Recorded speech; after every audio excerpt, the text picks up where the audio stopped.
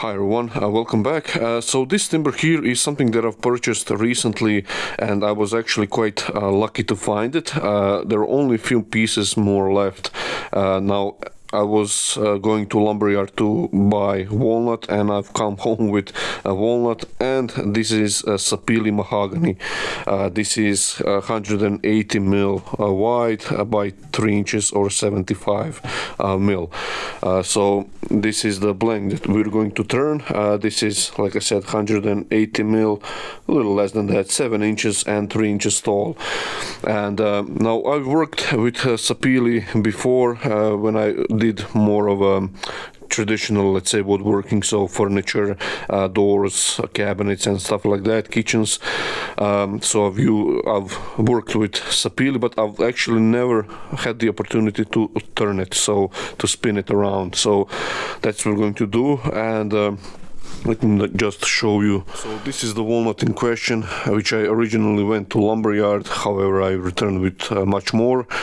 You can see here I've turned one just for practice to see the color in it, and it's quite nice and has a lot of different variations in color. So maybe you can see here if it wants to focus. Here we go. So should be quite nice batch.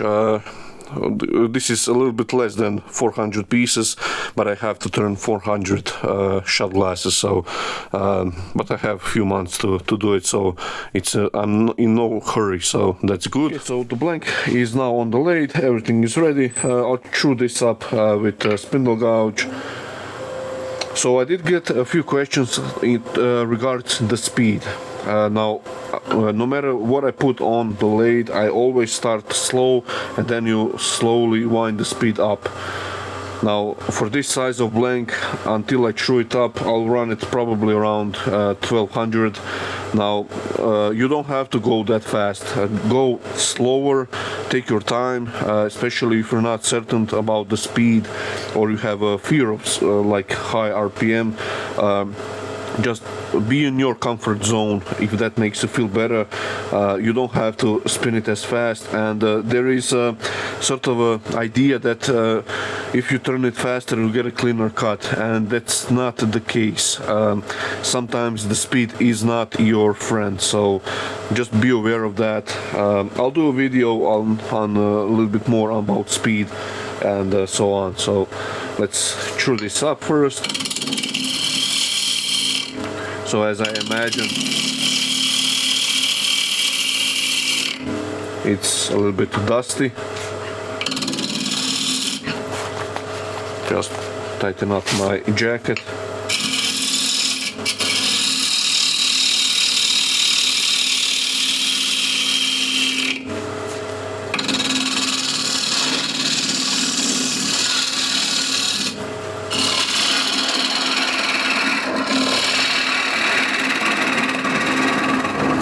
So this brings back the memories with the smell back in the day when I was apprentice. So I can spin it now a little bit faster, so now it's 1300 RPM.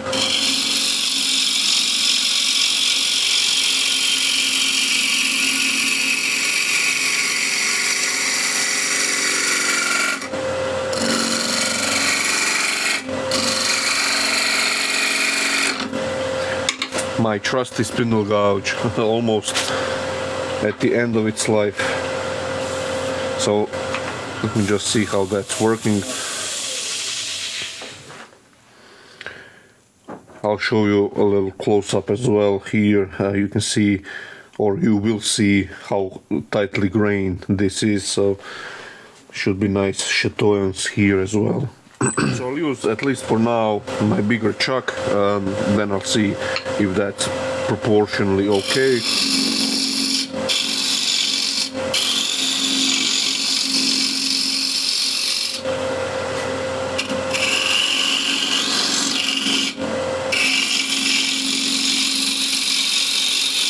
Hope you can see, or actually I'll reposition so you can see actually. So I hope you'll see that through my hand here as I protect the shavings that fly towards my face. Hope you can see how all it's deflected down.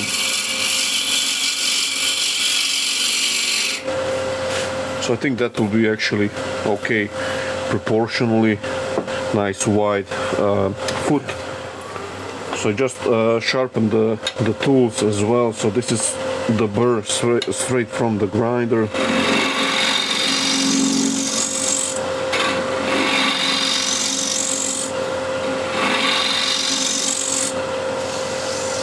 And that feels okay. Let's see here.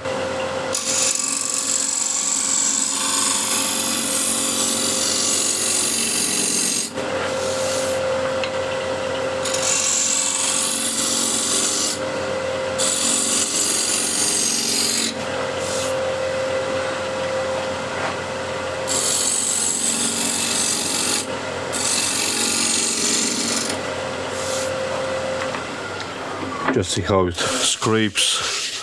Should be okay. Just bring more light here. Yeah, that's not too bad. That's actually quite good finish. A little rougher spots here, so I'll just raise the hook on the scraper and see if that's any better.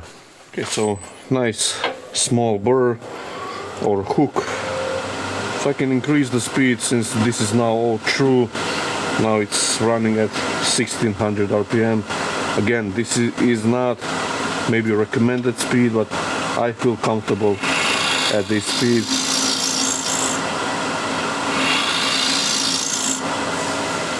Yeah, so that feels at least smoother.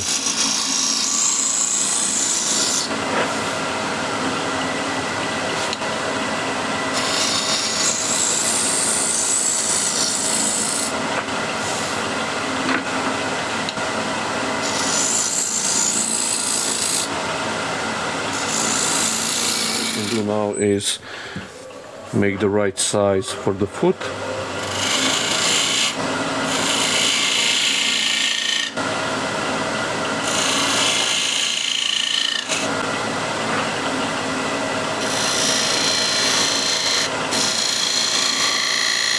And I'll make a straight foot, no beads or dovetail.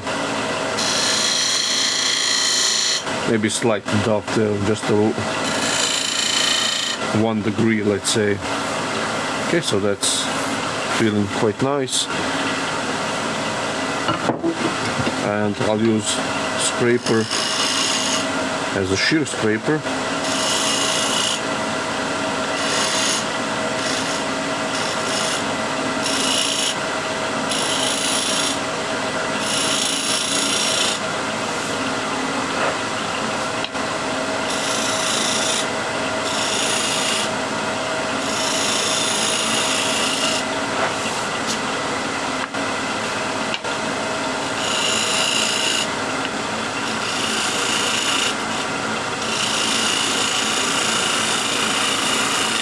In times like this, when I have, or when I test out, let's say, the timber for the first time on the lathe, this is the time that I want to slow down and just enjoy turning like it's your first time. So, and when I turn a ball like this, I already know what I can expect when I'll make boxes and stuff, other stuff like that. So it's all looking quite nice. I can sand pretty much the outside, but I want to do something with the foot here.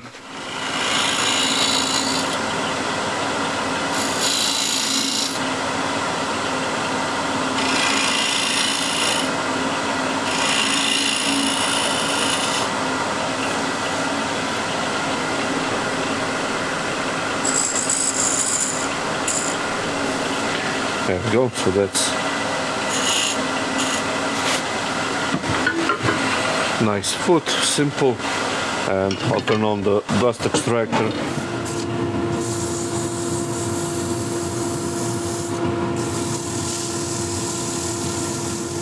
$360.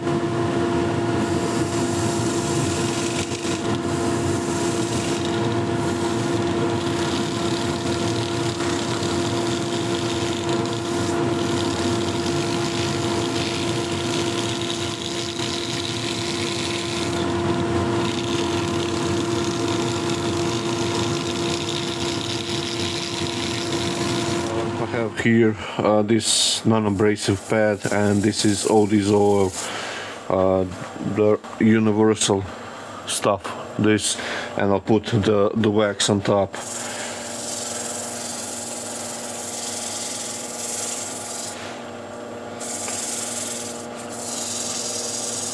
Look at that, nice chatoyance. Love how the light is playing off the timber, so should be really nice.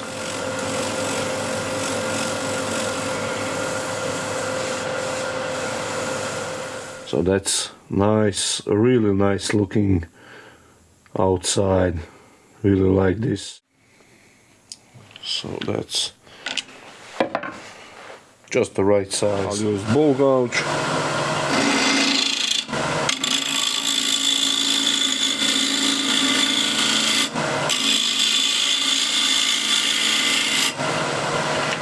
And just want to see if I remove that little chip out that was at the top. And yes, that's gone. That's lovely.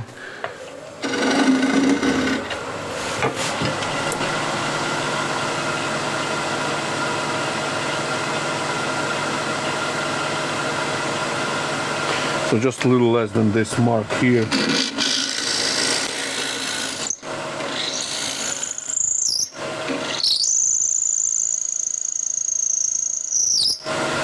That should be okay in terms of depth, and now it's just hollowing.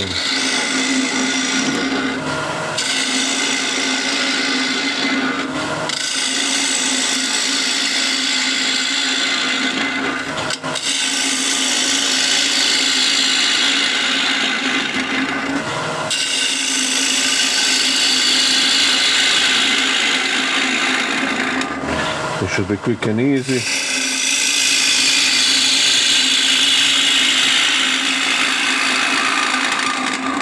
And dusty. Well, it's not dust like very fine dust, but it's sort of you can see small shavings.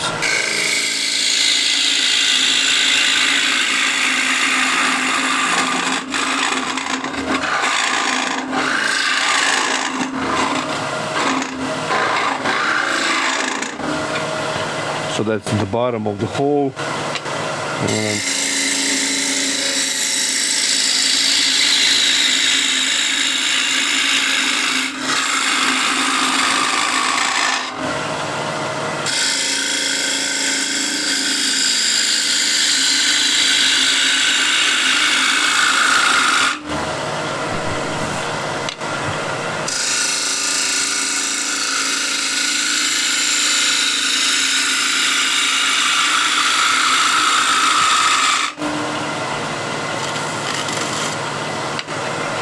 okay, now I can do something with the rim, and what I think is,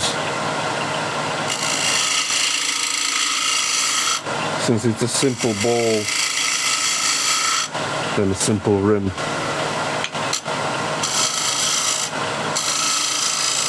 Is all it takes. And what I think I'll do is just undercut this portion.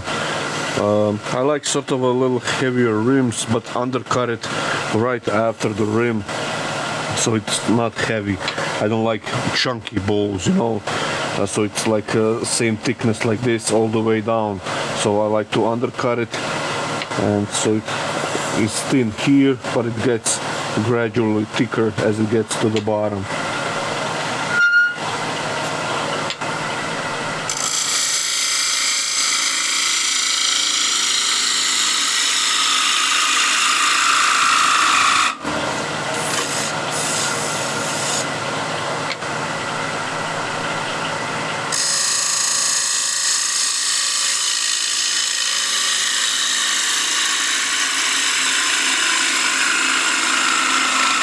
So I haven't sharpened the gouge for a while, so I'll sharpen it and I'll take away the heel as well, so I don't leave these marks. You can see them evenly spaced ridges. That's from the bevel length.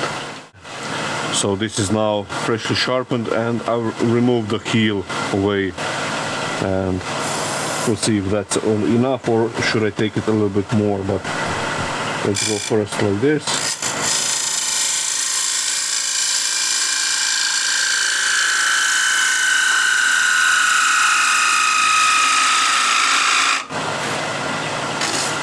So I hope you can see that on the camera. It's nice and clean here now.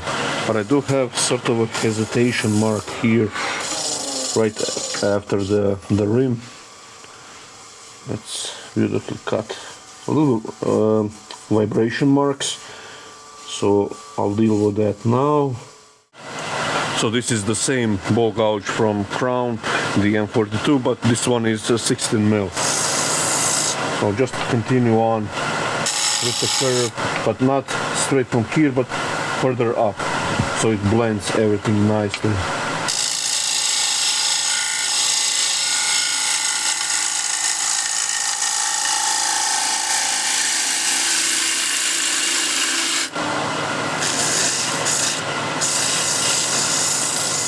So this kind of looks odd, so I have here the same thickness, and if I should follow that, I should be able to get nice thickness at the bottom.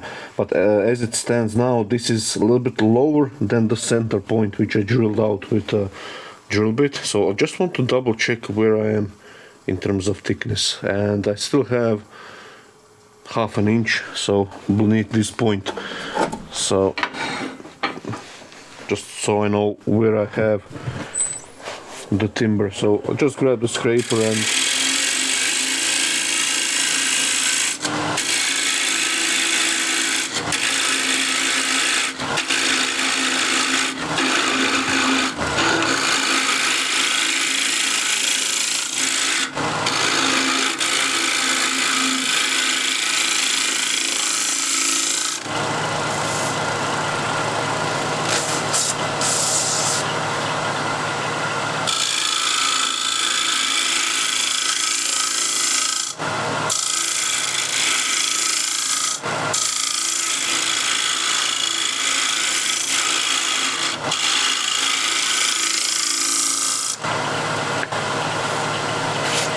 so now this is, like I said, straight from the grinder, so I'll just put the hook on, fresh burr.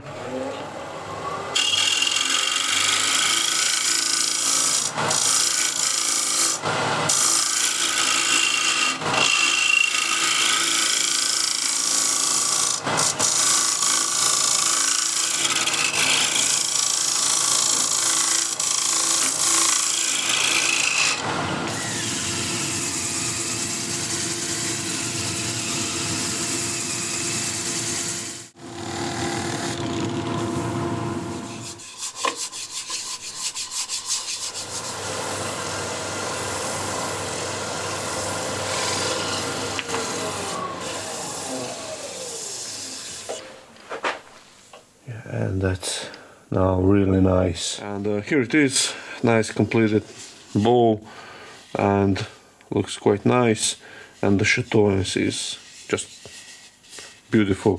Still have actually a little bit more buffing to do, so what I'll do might maybe just bring it back to Chuck and polish it one more time, because the dust likes to grab on it. And I actually don't like on this kind of shape and chatoyance the foot here, so at some point I might be jam chucking this and removing the foot. So yeah, so that's nice little bowl.